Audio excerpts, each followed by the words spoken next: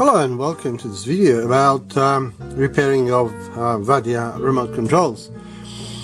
I've got two of those, one attacked by a dog that works well but is missing a couple of buttons, and the other one that I bought for $100 and but it doesn't work at all. Oh, in fact it started working but then stopped again, so it's obviously intermittent. This is the one, it looks beautiful.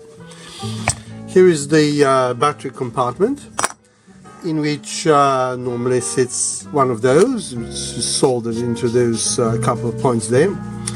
It is a bit corroded. I sort of cleaned it, but you know, that costs $1.50. Why clean it? We can replace it.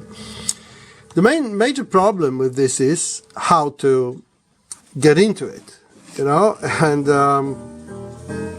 and I know that there are 4 screws, 2 here and 2 there, underneath that label, and that, or sticker. That sticker should be available for Vadia as a spare part. And using heat gun, I have removed the sticker. As you see, it's not very successful. It's not very pretty. I'll try to iron it out, you know, before re-gluing it. I don't know how successful I'm going to be, and certainly I'm not going to remove the whole sticker for that one. I'll just lift the 4 corners, so most of it will be alright. Maybe there will be some damage in just in corners. But to the remote, what we have here is underneath the sticker there is another bit of brushed aluminium plate, onto which I've removed the glue residue, but it was stuck to this. And underneath of that we have a membrane. As you see, the 2 buttons there are missing. This is after following a dog attack. What I plan to do is to cut this area out, those buttons, and just use some from a different remote and just put them in. Given that, you know, the color will be different, it won't be blue, but I mean you have a gray color and it's lighter and darker gray. So these are basically just for index. This is for index searching, so you know, it doesn't matter, they're going to be different. So as you see, there are the holes in those rubber, I don't know how to call them, really, spikes that locate the actual rubber, and they are standard carbon based resistive pads. And then we have a board.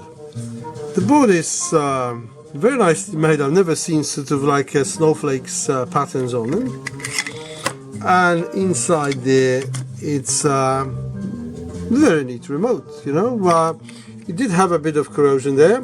I've scraped it and then re-tinned it. That sort of stops the corrosion going further. If you don't do that, the corrosion will eat into the copper trace and will just make an open circuit. This is particularly important on those through holes, you know, like there. So but you know, it's better to stop the corrosion in its tracks. So basically, as any other remote, it has a LED, crystal oscillator, a power transistor and a chip that manages it all. Normally there's a big capacitor on it, which there isn't in this one.